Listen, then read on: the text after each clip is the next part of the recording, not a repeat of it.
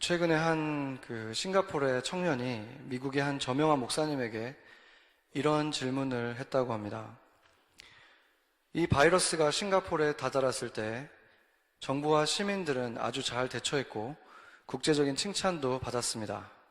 그런데 교회의 반응들은 혼란스러웠습니다. 어떤 교회들은 약간의 주의를 하면서 예배를 계속 드렸습니다. 어떤 목사님들은 이렇게 주장했죠.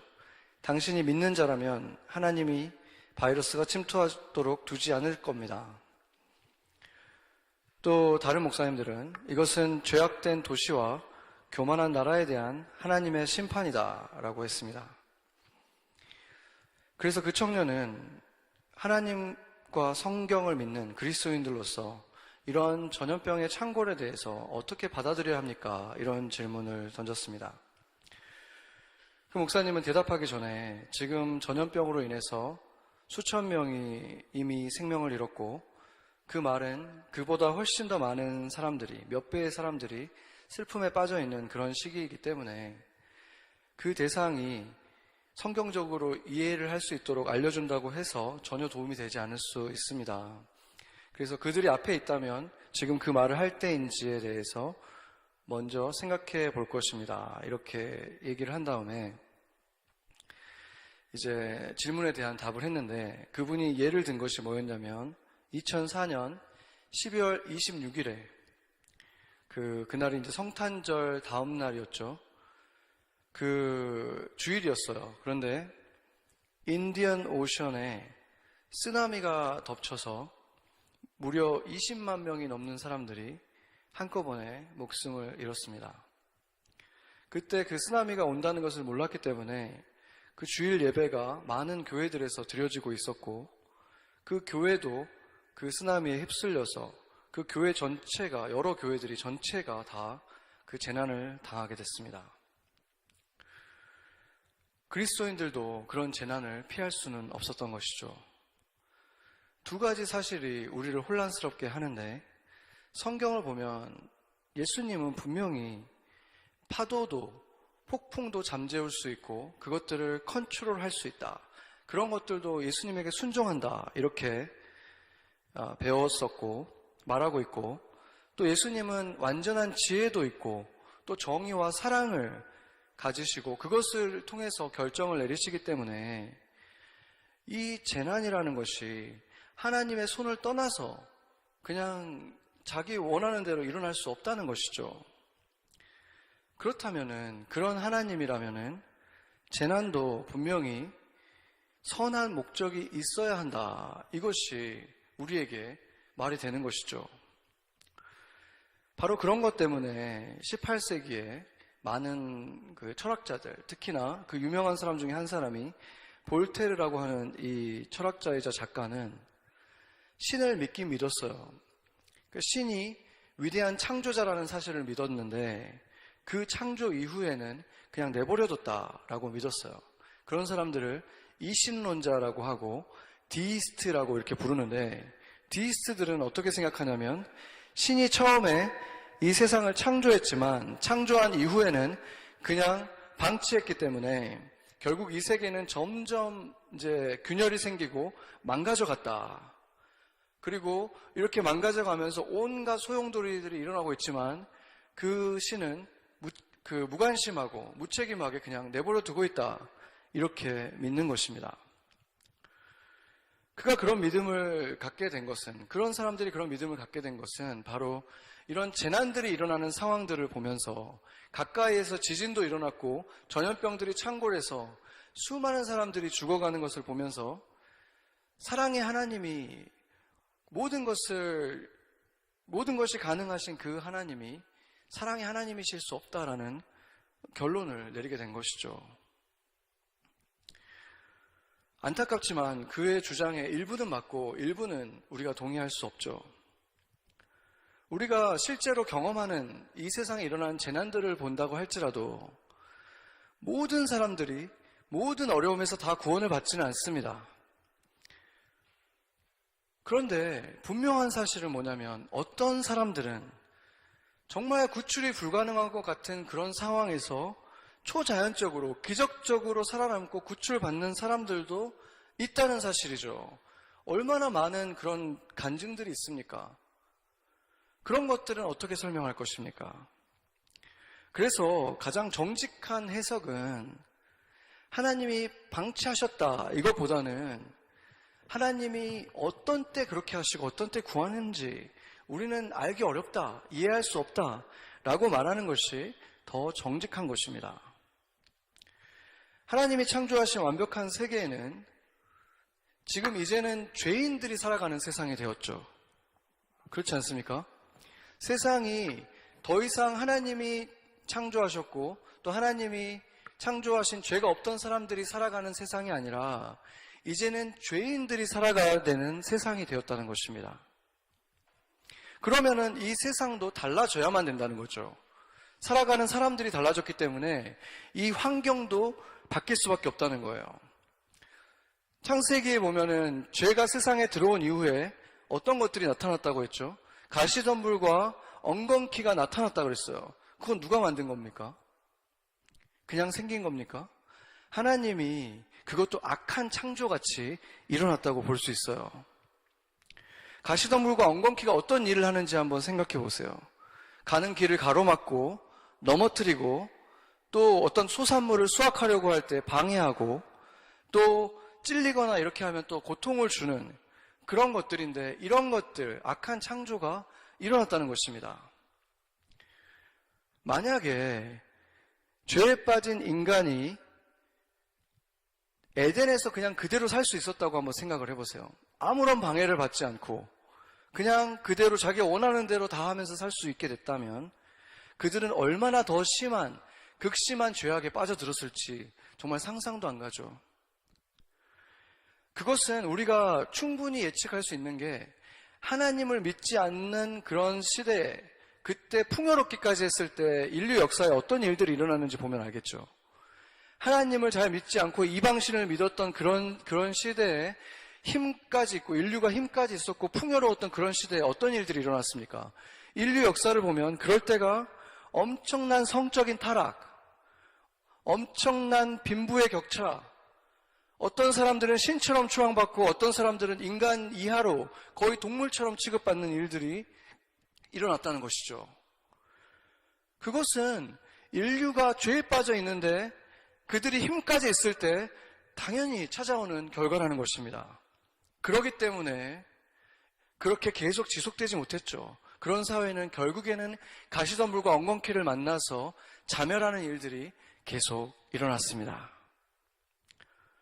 그래서 죄악된 이 세상에는 그들의 그 길을 방해하고 넘어뜨리고 고통을 주는 엉겅퀴와 가시덤불이 필요할 수밖에 없는 필요악이 된 것입니다. 악한 세상에 필요한 존재들이 된 것입니다.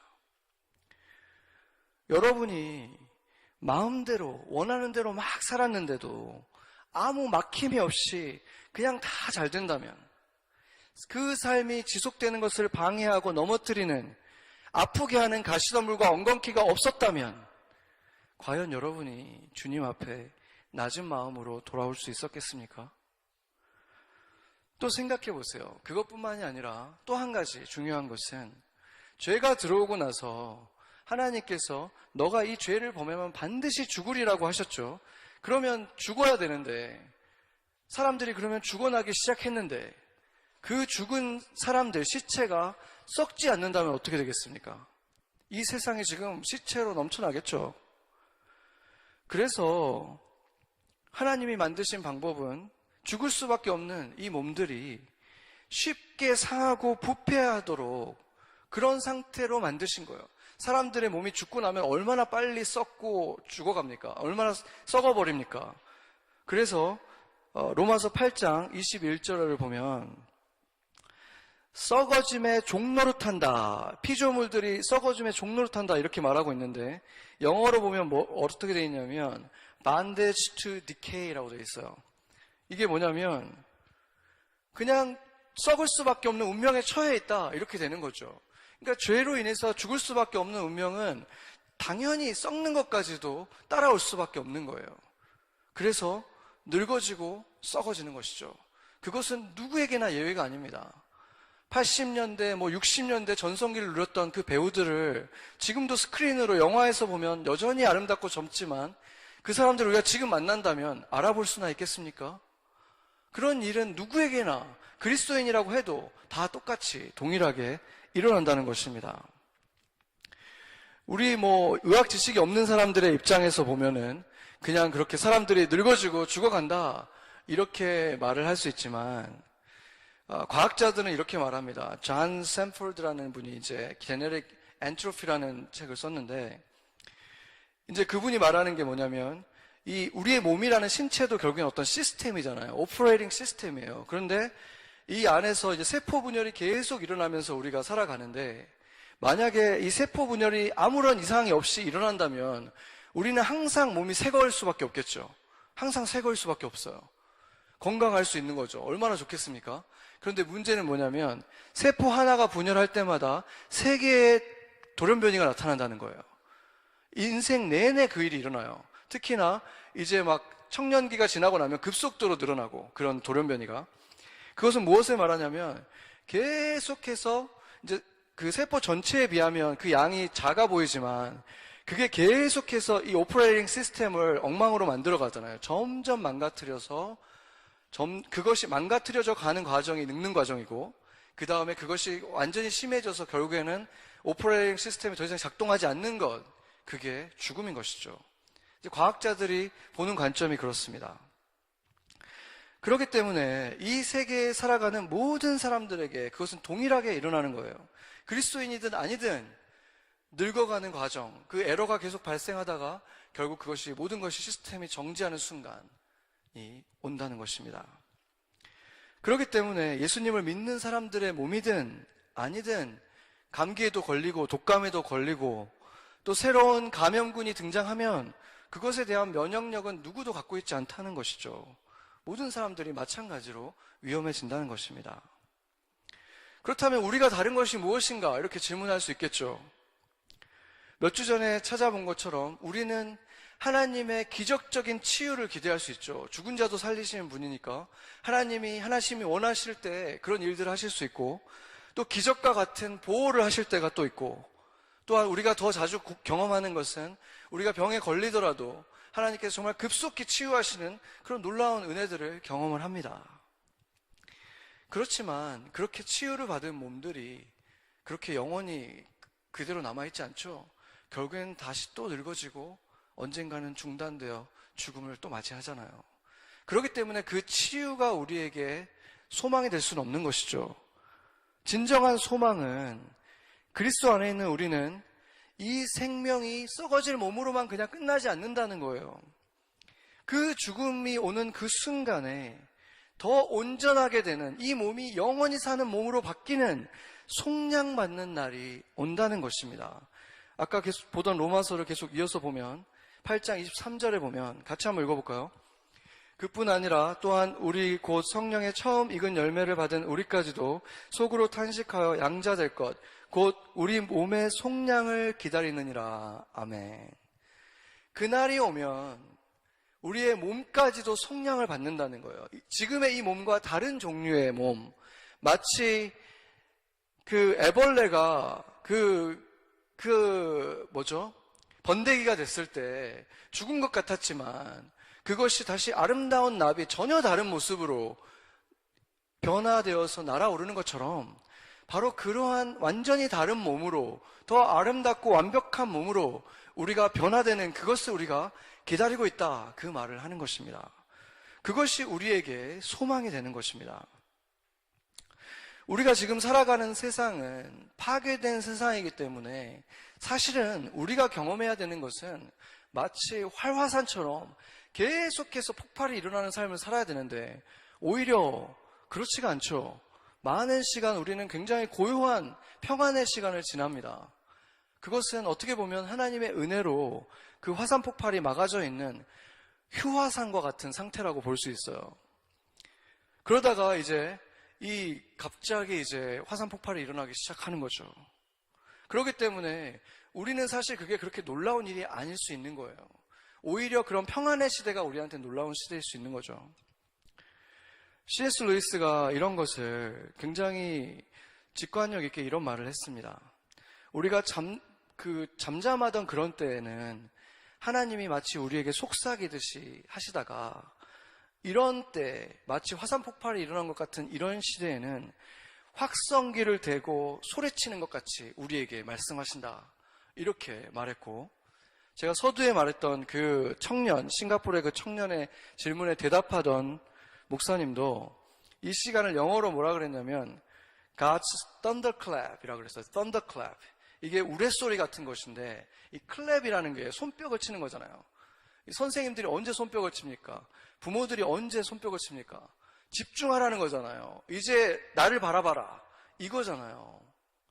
그래서 많은 얘기들이 있어요. 왜 이런 일들이 벌어졌을까? 특히나 그리스도인들 가운데에는 이게 우연이라고 볼 수 없기 때문에, 하나님을 믿는 우리들은. 그러니까 어떤 분들은 중국이 지금 교회들을 핍박했고, 많은 교회들을 요즘 최근 들어서 문을 닫게 하고 건물 자체를 파괴시키기도 했죠. 그러니까 그런 핍박 때문에 일어난 일이다, 이렇게, 그것에 대한 심판이다, 이렇게 말하는 분들도 있고, 또 한국의 교회들은 이 신천지라는 이 이단을 하나님이 징계하시고 드러내기 위해서 하나님이 하신 징계다, 이렇게 말하는 분들도 있고, 여러 가지 의견들이 있습니다. 다 맞을 수도 있고, 그게 부분에 포함되는 일들이지만 그게 전체는 아니겠죠. 우리한테 중요한 것은 그 원인을 다른 데에서 찾는 것이 아니라, 이 시기에 교회는 그럼 무엇을 해야 되나, 그것을 찾아야 되는 거예요. 어차피 우리가 아무리 머리를 굴려도 모든 이유를 다 알 수 없습니다. 왜 어떤 사람은 병에 걸리고 어떤 사람은 피하는지를 모르듯이 우리는 결국 다 알 수는 없다는 거예요. 그렇지만 뭘 해야 될지는 알 수 있어요. 하나님이 집중하라고 하시는 거예요. 우리가 뭘 해야 되겠습니까? 지금 이 시기는 그리스도인들이, 교회가 회개하고 우리 모습을 돌아볼 때라는 거예요. 하나님과의 관계가 지금 어떻게 돼 있나? 우리가 온전한 관계를 맺고 있나? 잘 동행하고 있나? 어디서 떨어졌나? 이런 것을 돌아볼 시기라는 것입니다. 우리가 과연 하나님을 가장 중요하게 생각하는, 하나님을 진정으로 경외하는 삶을 살았는가? 내게 주신 영적 공동체인 이 교회를 내 몸처럼 사랑했는가? 내 이웃들을 내 몸처럼 사랑했는가? 그것을 돌아봤다가, 만약에 우리가 그렇게 하지 못했다면 다른 데서 이유를 찾을 필요가 없잖아요. 이미 너무 분명한 문제가 있었잖아요. 교회가, 그리스도의 제자들이 그렇게 하지 않고 있었다면 다른 이유들은 더 중요한 이유 안에 지금 가려져야 되는 거죠. 우리가 지금 제대로 못하고 있었구나, 교회가 교회답지 못했구나, 이것을 바라봐야 되는 것입니다. 여기에서 우리가 많은 질문을 하게 되는 것이 뭐냐면, 그렇다면 어떤 사람들은 더 죄를 많이 져서 병에 감염되는 것이고 이런 재난을 맞고, 어떤 사람들은 더 하나님께 신실했기 때문에 그냥 재난을 피해가는 것인가, 이렇게 생각하기가 쉽잖아요. 그것에 대한 예수님의 답을 한번 들어보겠습니다. 누가복음 13장 4절에서 5절입니다. 같이 한번 읽어보죠. 또 실로암에서 망대가 무너져 치여 죽은 18사람이 예루살렘에 거한 다른 모든 사람보다 죄가 더 있는 줄 아느냐? 너희에게 이르노니 아니라. 너희도 만일 회개하지 아니하면 다 이와 같이 망하리라. 아멘. 뭐라고 말씀하십니까? 아니다. 분명하게 말씀하신 거예요. 이 사람들이 죄가 더 많아서 지금 망한 것이 아니다, 이렇게 말씀하시죠. 그런데 이 두 구절이 조금 헷갈리는 게 뭐냐면, 5절에 보면은 너희도 만일 회개하지 않으면 이같이 망할 것이다, 이렇게 말하니까 방금 아니라고 해놓고 다시 맞다라고 얘기한 것 같이 느껴질 수 있죠. 왜냐하면 그들은 회개를 안 했기 때문에 그렇게 당한 것이지만, 너희도 그걸 안 당하려면 빨리 회개해라, 이렇게 말하는 것처럼 여겨질 수 있잖아요. 그런데 예수님이 아니라고 했기 때문에 아닌 것이 맞다는 생각 속에서 우리가 이것을 다시 해석해 보면, 여기서 지금 망하리라, 여기에서 보면 이게 죽는다는 의미가 아니라 멸망한다는 뜻이에요. 영어로 보면은 perish 이렇게 했잖아요. 완전히 멸망하는 상태를 말하는 거거든요. 그러니까 결국 이것은 무엇을 말하는 거냐면, 너희가 사고로, 만약에 모든 사람들이 사고를 당하는데 너는 피했고, 모든 사람들이 전염을 당하는데 넌 피했다고 해도 그렇다고 해서 안 죽는 거 아니잖아요. 결국에는 죽잖아요. 그렇죠? 피할 수 있는 그런 거가 문제가 아니라 결국에는 다 죽게 돼서 완전히 멸망하는 그런 것을 그런 순간에 생각하라는 거예요. 사람들이 몸이 죽어나가는 그런 것을 보면서 죽음에 대한 공포가 찾아올 때 내가 이것도 두려워하는데 영원한 멸망은 얼마나 더 두려운 것인가. 죽음은 내가 피할 수 없지만 영원한 멸망은 피해야겠다. 그런 마음을 가지고 회개하라. 지금 그 말을 하는 것입니다. 그래서 이런 시기가 올 때 우리는 우리를 돌아보고 내가 정말 그리스도인인가? 내가 정말 하나님의 자녀인가? 이것을 확인하는 시간이 돼야 될 것이고, 두려움이 찾아온다면 내 주변에 지금 이 소망을 갖고 있지 않은 사람들을 위해서 더 뜨겁게 기도해야 되고, 그들에게 손을 내밀어야 되고, 그들에게 사랑을 전해야 되고, 품어줄 수 있는 마음을 가져야 된다는 것입니다. 그래서 이 시간에 내가 사랑하는 사람, 나나 내가 사랑하는 사람이 혹시라도 이 재난에, 이 감염병에 걸리지 않을까, 이것이 두렵지 않을 수 없지만 그 두려움을 그냥 두려움 속에 떠는 것에서 멈추지 않고 자신을 돌아보고 회개하는 것으로, 내 주변에 그 소망을 갖지 않은 사람들에게 사랑을 주면서 예수님을 볼 수 있게 도와주는 것으로 한다면 그것은 영생의 소망을 나눠주는, 생명의 길이 열어지는 축복으로 변화될 수 있는 것입니다. 제가 이 교회 관련해서 이제 결정들을 내려야 할 게 많았기 때문에 여러 목사님들에게 전화를 드렸어요. 뉴저지에 있는 목사님, 퀸즈에 있는 목사님, 플러싱에 있는 목사님들에게 제가 전화를 하면서 어떻게 교회들이 하고 있는지 좀 알아봤는데, 제가 정말 충격을 받았던 것이, 지금 많은 좀 규모가 있는 교회들이 교회가 중심이 돼서 막 사재기를 하고 있다는 거예요. 그 이유가 뭐냐면 성도들한테 그것을 이렇게 나눠주는 교회들이 인기가 많아진대요. 그곳으로 성도들이 모인다고 교회가 중심이 돼서 사재기를 한다는 거예요. 제가 정말 너무 마음이 아팠어요. 이런 싹쓸이를 하는 이런 모습은 단지 그냥 정부에서 제발 그렇게 하지 말아달라고 부탁을 했기 때문에 책임 있는 공동체라면 그게 어느 공동체든지 당연히 따라야 되는 그것도 이유지만 그거가 없더라고 하더라도 내 이웃을 내 몸처럼 사랑하라고 하는 교회가, 그 사재기라는 게 뭡니까? 내가 한 일주일 더 그 물건들을 갖고 있고 싶어가지고 지금 당장 필요한 사람들에 대해서는 그게 누구든지 내가 모르는 사람들이니까 상관없다, 이렇게 하는 거잖아요. 이기적인 것에서 나오는 거잖아요. 교회들이 이런 시국에 정말 가진 것을 나눠주지는 못할 망정, 양보하지는 못할 망정, 먼저 만약에 그런 행동들을 진짜 했다면 정말로 너무나 부끄러운 것입니다.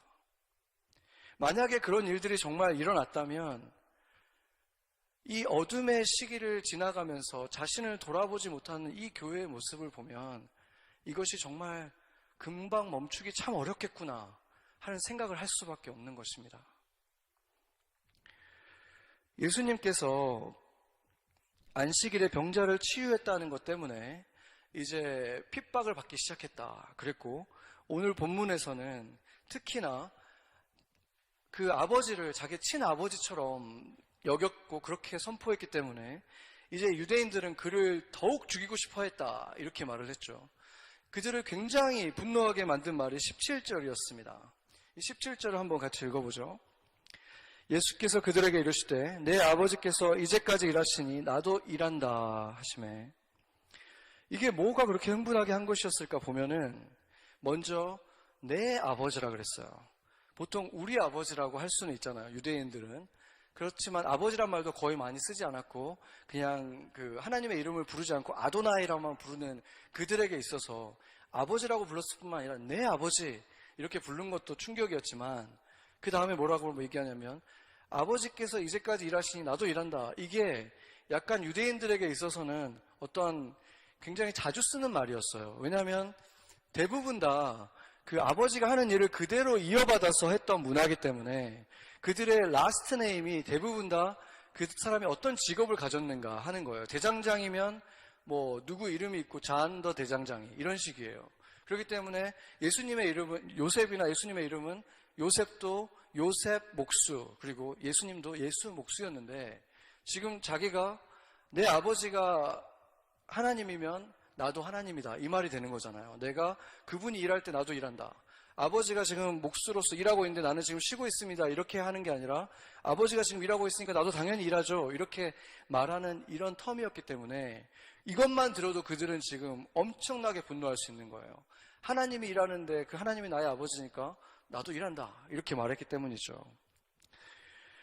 그러고 나서도 지금 오늘 본문 내내 예수님은 계속해서 자신이 하나님의 친아들이다 이것을 계속 강조하죠. 그렇기 때문에 내가 하는 모든 일들 이것은 다 하나님의 뜻이다라고 말을 하고, 그렇기 때문에 아버지를 공경하는 자는 나도 공경해야 된다 이렇게까지 말을 하죠. 그러니까 얼마나 그들이 분노하겠습니까? 이걸 들었을 때.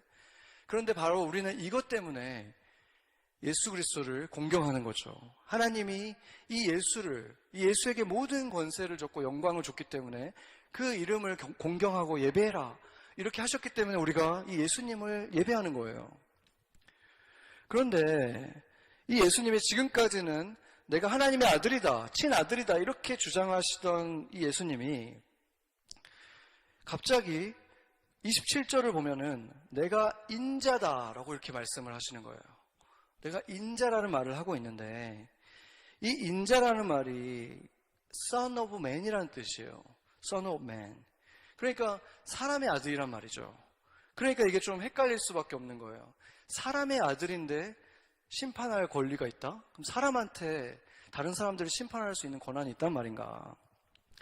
그렇기 때문에 성경들이 어떤 식으로 나오냐면 영어 성경들은 대부분 A Son of Man을 The Son of Man, 지금 여기 NIV도 그렇게 했죠. 근데 원어는 A Son of Man으로 되어 있어요. 그러니까 하나의 사람이다 이런 뜻이죠.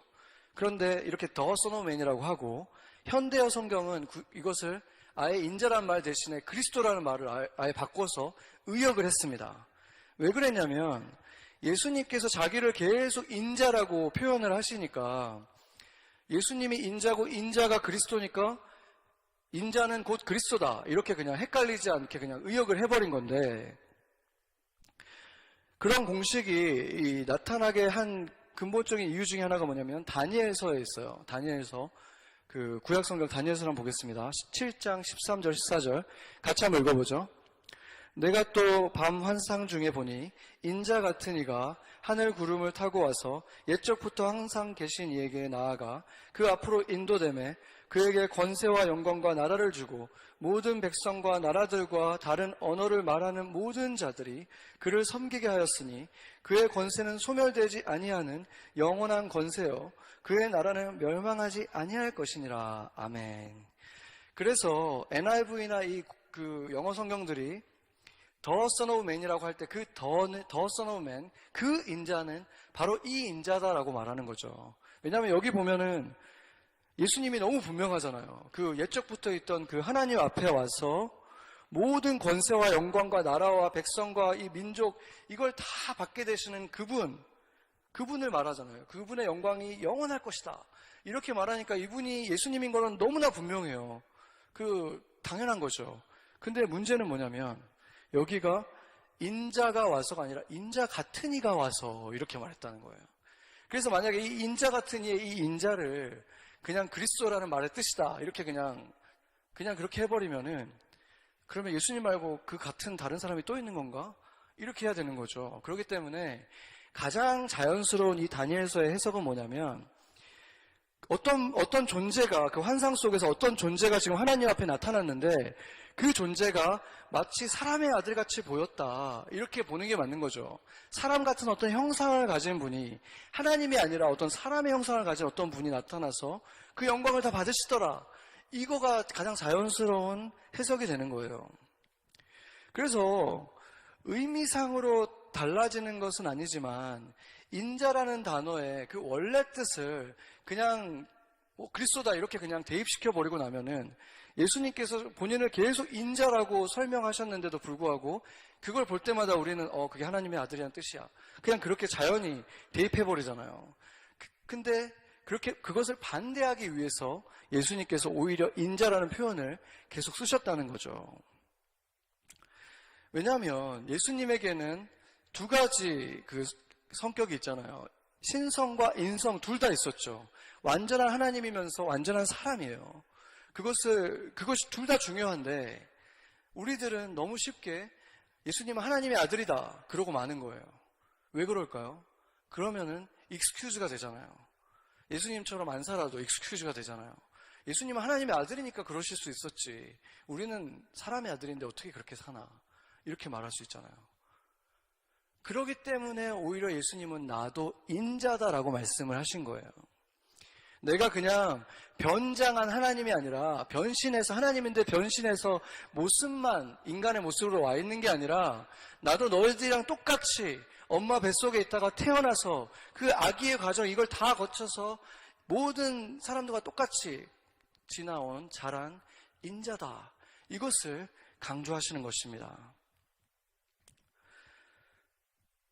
그리고 인자라는 말이 이제 또 한 가지 의미를 갖게 되는데 또 등장하는 것이 어디냐면 에스겔서예요. 구약 성경에. 이 에스겔서에서는 이제 그 인자라는 말을 벤 아담이라고 했는데 이걸 그대로 해석하면 아담의 아들이라는 뜻이죠. 그러니까 아담이라는 말이 사람이라는 의미도 동시에 가지고 있기 때문에 뭐 사람의 아들, 아담의 아들 이 두 가지 뜻이 되는데 이 C.S. 루이스가 굉장히 그 직관력 있게 그 나니아 연대기라는 소설에서 이렇게 표현을 했어요. 그러니까 나니아 연대기를 보면은 그 나니아라고 하는 그 신비로운 세계가 있잖아요. 그 세계 속에 가보면은 특이한 생물들이 막 있는데 그 동물도 있고 생물이 있는데 그들이 다 말을 할 수 있죠. 그래서 그들이 그 사람들을 볼 때 사람들을 휴먼이라고 그냥 얘기하지 않고 다른 말로 표현해요. 뭐라고 표현하죠? Son of Adam이라 그래요. Son of Adam. 그게 무슨 뜻인지 한번 생각을 해보세요. 하나님이 최초에 창조한 그 사람이 아담이었잖아요. 그쵸? 근데 그 아담이 어떤 스피시스의 이름이었던 게 아니라 그 사람의 이름이었어요. 근데 그 아담의 족속이 결국에는 그 아담이라는 그 대표 이름을 가지고 그냥 스피시스의 이름처럼 돼버린 거죠. 동시에 만약에 그때 아담이 모든 동물의 이름을 지어줬는데 사자가 아담에게 가까이 왔을 때 이제 사자라고 이름을 지어주잖아요. 그러면은 그것은 스피시스의 이름이 아니라 그 첫 번째 사자의 이름이 사자였던 거죠. 그렇기 때문에 지금은 우리가 사자 스피시스라고 얘기하지만 사실은 그 사자의 모든 자손들은 사자의 아들, 딸인 거죠. 우리는 모두 아담의 아들, 딸인 거예요. 하나님의 눈으로 봤을 때는. 그렇기 때문에 이 하나님이 에스겔을 인자야 이렇게 불러줬던 이것은 어떤 느낌이냐면 우리가 뭐 고모 할머니나 이런 분들을 만나면 우리를 그냥 이렇게 사람의 이름으로 뭐 선지야 이렇게 부를 수 있지만 그렇게 부르는 게 아니라 누구 딸내미 이렇게 부르잖아요. 누구 딸아, 누구 아들아 이렇게 부르죠. 그게 왜 그렇습니까? 그 이름을 몰라서 그렇게 부르는 게 아니라 그렇게 되고 나면은 내가 네 아빠의 고모다. 뭐 네 아빠의 언니, 누나다 이렇게 되는 거예요. 그러니까 그 연관성을 같이 이어주는 말로써 인자야 이렇게 부른 거죠. 굉장히 다정한 표현이라고 할 수 있습니다. 그렇기 때문에 이 예수님이 이 표현을 굉장히 좋아하신 거예요. 아담의 아들이라는 거. 그렇죠? 다른 의미들도 있지만 그 이름을 굉장히 좋아하셨다는 것을 알 수 있죠. 그런데 또 중요한 한 가지가 있는데 인자라고 하는 것이 그런 의미들을 가지고 있지만 동시에 이 인자라는 이것이 하나님 그 삼위일체 하나님 중에서 예수님을 지칭하는 어떤 별칭처럼 또 사용됐다는 것을 알 수 있어요. 왜냐하면 예수님께서 예를 들어서 내가 인자를 믿느냐 이렇게 물어봤잖아요. 근데 그게 그냥 아담의 아들을 믿느냐 이렇게 되면 말이 안 되죠. 사람을 믿느냐라는 뜻이 돼버리잖아요. 사람을 믿을 수 없는 거죠. 그럼에도 불구하고 예수님이 인자라는 표현을 마치 하나님의 아들인 것의 표현인 것처럼 하나님의 표현인 것처럼 사용하실 때가 있거든요. 왜 그러냐면 성부, 성자, 성령 이 삼위의 하나님, three persons가 한 하나님을 이룬다고 했잖아요. 우리가 그것을 온전하게 이해할 수 없지만 이해하기 가장 쉬운 방법이 그거라고 했죠. 몸을 갖고 있지 않은 이 영적인 존재인 하나님에게는 세 개의 어떤 퍼스널리티가 있으시다. 그래서 그 성부, 성자, 성령 이 세 분이 계신데 이 세 분이 불안정한 인간들이 두 개의 만약에 퍼스널리티가 있다면은 더 불안정해지겠죠. 그 문제지만 완전하신 하나님의 세 분의 어떤 퍼스널리티가 있으시다면은 그것은 여전히 온전한 거예요. 그건 온전히 좋은 것이고, 그리고 그것이 정말 좋은 것 중에 하나가 뭐냐면, 그럴 때 하나님께서 사랑이라는 표현을 하실 때, 내가 사랑이다라는 표현을 하실 때, 그 사랑이 우리가 말하는 그 사랑이 맞구나라는 것을 안심할 수 있죠. 왜냐하면 사랑이라는 것은 둘 이상의 관계 속에서만 일어나는 것이기 때문에 성부, 성자, 성령님이 항상 대화하시고 서로 동의하시고 이렇게 사랑하시는 그 관계를 가지고 있다. 그렇기 때문에 그분들이 우리를 사랑한다고 할 때 그 사랑이 그 관계 속에 일어나는 사랑이라는 것을 우리가 알 수 있기 때문인 거죠. 그래서 이 세 분의 위격을 있을 때 우리가 성령 하나님을 뭐라고 부르죠? 성령 하나님에게도 별칭이 하나 있어요. 보혜사라는 그 별칭이 있잖아요. 왜냐하면 그분이 놀라운 일을 하기 때문인 거예요.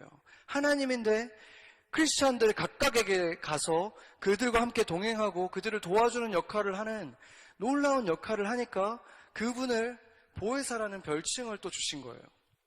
그와 마찬가지로 예수님에게는, 그 아들에게는 인자라는 별칭이 주어진 거죠. 그 별칭의 의미를 생각해 보세요.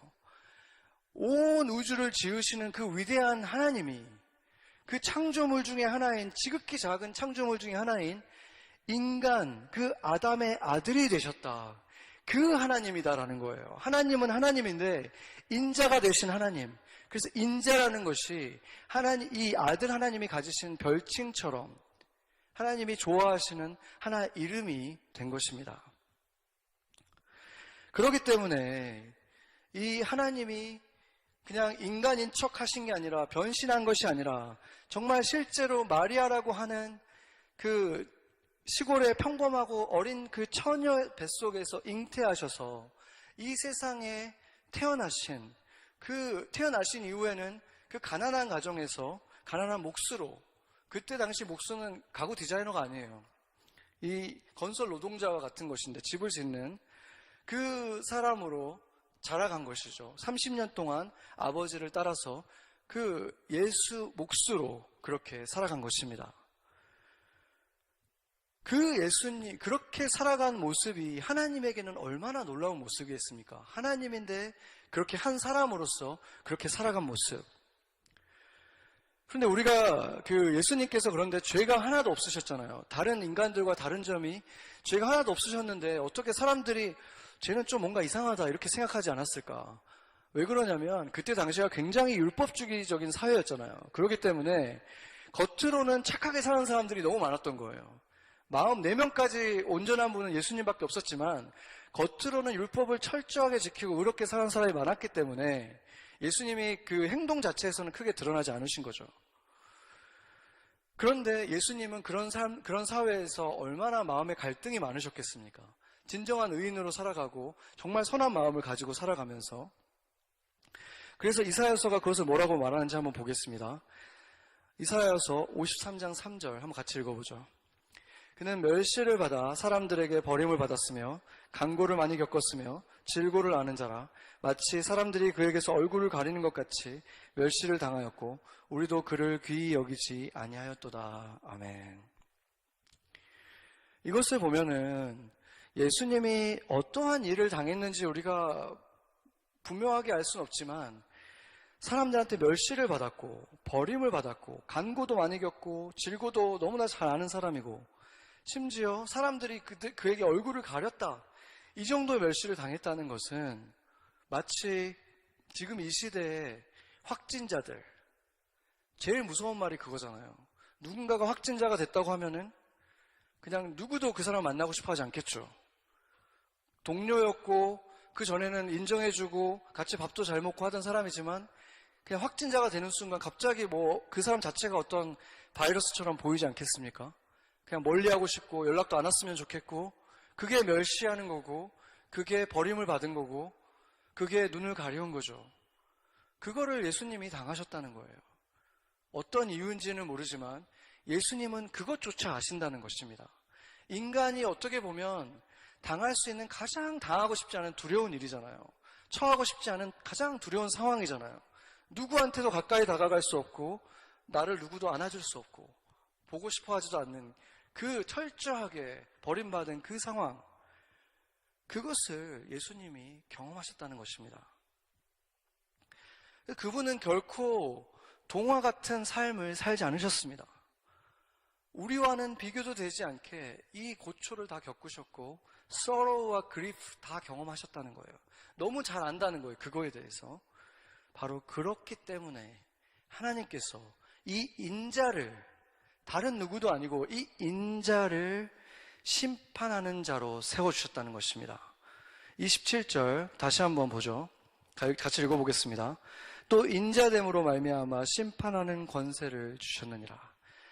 다른 이유가 아니라 인자가 되었기 때문에 심판하는 권한을 주셨다는 거예요. 그 우리의 연약함을 아시고 그 고통들을 다 경험하셨고 너무나 잘 이해하고 있기 때문에 그에게 심판할 수 있게 해주셨다는 것입니다. 그것이 무엇을 의미하는지 생각해 보세요. 인자로 오신 하나님 예수에게는 누구든지 다가갈 수 있다는 것입니다. 정말 세상에서 멸시를 당하고 사람들이 얼굴을 가리울 만큼의 그런 존재도 예수님은 이해할 수 있고 용납할 수 있다는 거예요. 다른 누구도 용납해 주지 못한다는 그런 사람이라도 예수님은 용납해 주실 거라는 거죠. 더 온전해진 다음에 와라. 이거 정도는 씻어내고 와라. 이게 아니라 그 모습 그대로 와도 나는 너를 받아줄 수 있다. 그것이 인자 하나님, 예수님이라는 것입니다. 그 주님 앞에 우리가 나아올 때 이제 내가 그리스도인 다워졌으니까 이러한 공동체에서 그래도 살아갈 만해졌으니까 도덕적으로 좀 높아졌으니까 나오는 게 아니라 그냥 그대로 그 빛 가운데 나오는 거예요. 그걸 다 품어줄 수 있는 그분 앞에 정죄한 눈으로 바라보지 않는 그분한테 다가오면 그분에게 용서받고 사랑받고 용납받고 나면 누가 회개하라고 하지 않아도 마음속에서 진심으로 그분 앞에 무릎 꿇고 회개하게 되는 것, 그것이 바로 주님의 교회인 것입니다. 요즘과 같은 이런 암흑기에는 인류의 그 영적인 상태가 조금도 가려지지 않습니다. 인종주의라는 것이 얼마나 미개한 것인지 그렇게 비판하고 그것을 아주 낮게 봤던, 고상한 척 했던 사람들이 지금 이런 암흑기가 벌어지자마자 얼마나 그 인종주의가 드러나고 있습니까?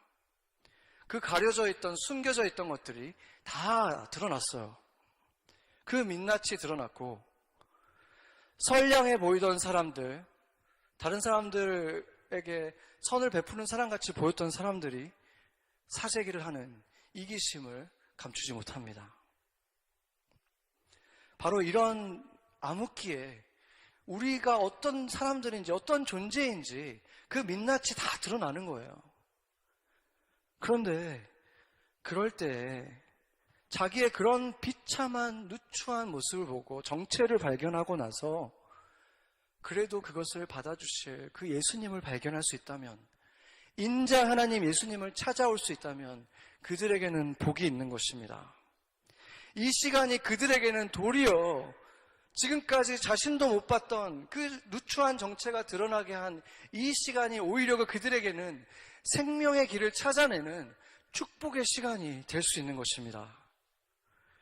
그래서 인류 역사를 보면 부흥의 직전에는 언제나 엄청나게 어두운 암흑기가 있었습니다. 왜냐하면 그 암흑기에는 다른 무엇도 아니고 과학도 아니고 정부도 아니고 어떤 것도 아니고 주님만이 소망이라는 사실을 깨닫게 되는 그 영적 각성들이 일어나기 때문인 것입니다. 오늘 본문에는 정말로 한 구절 한 구절 너무나 중요한 말들이 많이 있습니다. 그렇지만 오늘 우리가 이 말씀 속에서 단 한 구절 절대 잊지 말고 기억해야 되는 것, 특별히 이런 시기에 우리가 놓치지 말아야 되는 것은 17절, 우리가 두 번이나 읽었지만 바로 이 17절의 말씀입니다. 여기에 보면 내 아버지께서 이제까지 일하시니 나도 일한다, 이 말씀입니다. 아무 일도 일어나는 것 같지 않고 온 세계로 바이러스는 퍼져가고 있고 그리스도인이든 아니든 가리지 않고 병에 걸리고 그러한 고통 속에 있는 이 시기에 우리가 보기에는 하나님은 도대체 어디에 계신가? 사랑의 하나님은 어디 있는가? 하나님은 무관심하신가? 이렇게 착각할 수 있지만 결코 그렇지 않다는 것입니다. 하나님은 이 날에도 지금 이제까지 일하고 계시고 예수님도 일하고 계신다. 이것이 주님의 말씀인 것입니다. 하나님은 결코 볼테르나 디이스트들이 생각했던 것처럼 이 세상을 그냥 방치하지 않았고 결코 버려두지 않았습니다. 온 세계의 많은 교회가 지금은 모여서 예배도 드릴 수 없는 그러한 상황에 놓여 있지만 온라인으로라도 우리가 같은 시간에 한 마음 되어서 예배하고 기도할 때, 특히나 교회들이 교회를 먼저 돌아보고 교회를 향한 하나님의 마음을 보고 정말 마음을 찢으며 기도할 때, 그리고 그 이후에 교회들 안에서부터 다른 어떤 곳이 아니라 교회로부터 그 달라진 모습들이 나타나기 시작할 때, 그 빛들이 조금씩 번져가기 시작할 때, 그것을 보면 이제 어둠의 시간이 끝날 때가 왔구나, 우리는 그것을 볼 수 있게 될 것입니다. 영적 이스라엘, 교회를 지키시는 분은 주무시지도 않고 졸지도 않으시고 이제까지 일하고 있기 때문인 것입니다. 우리 같이 기도하겠습니다.